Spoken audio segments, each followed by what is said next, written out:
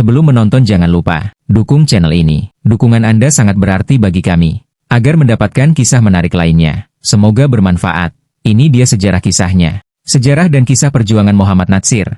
Seorang tokoh penting dalam perjalanan bangsa Indonesia yang dikenal sebagai ulama, pemikir Islam, politisi, dan pahlawan nasional. Profil singkat. Nama lengkap, Muhammad Natsir. Lahir, 17 Juli 1908, Alahan Panjang, Sumatera Barat. Wafat, 6 Februari 1993, Jakarta. Gelar, Pahlawan Nasional Indonesia, 2008. Masa muda dan pendidikan. Natsir lahir dari keluarga Minangkabau yang religius.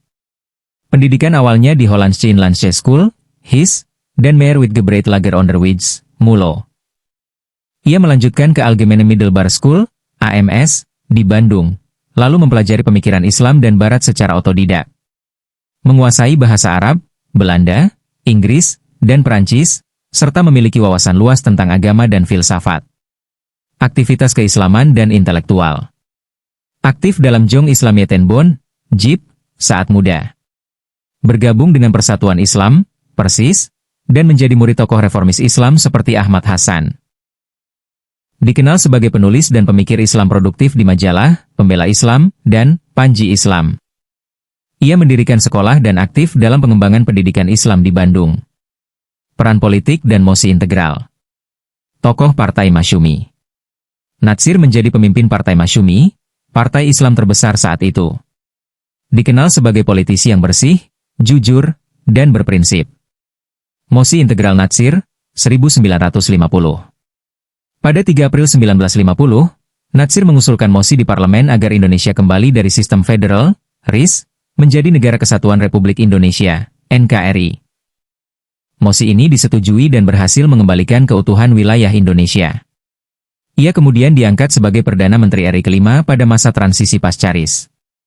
Pengabdian dalam dan luar negeri. Setelah Masyumi dibubarkan pada 1960 oleh Soekarno karena menolak Nasakom, Natsir tidak lagi aktif di pemerintahan, tetapi terus berdakwah dan menulis. Ia mendirikan Dewan Dakwah Islamiyah Indonesia, DDII, untuk mengembangkan dakwah dan pendidikan Islam. Aktif dalam forum-forum Islam internasional, dan dikenal sebagai diplomat peradaban Islam. Penahanan dan masa tua. Pada masa Orde Lama, ia sempat ditahan karena kritiknya terhadap pemerintahan Soekarno. Meski ditindas secara politik, Natsir tetap berdakwah dan dikenal sebagai tokoh damai dan konsisten dalam prinsip Islam. Di masa Orde Baru, ia juga tetap aktif di luar pemerintahan, dan dihormati sebagai tokoh umat Islam dan bangsa. Warisan pemikiran. Menekankan bahwa Islam dan nasionalisme tidak bertentangan.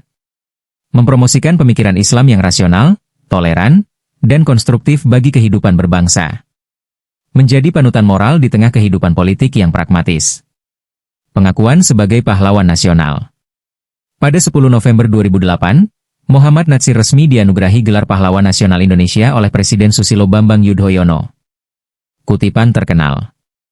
Antara Islam dan negara tidak perlu dipertentangkan. Islam bukan hanya agama untuk masjid, tetapi juga petunjuk hidup umat manusia.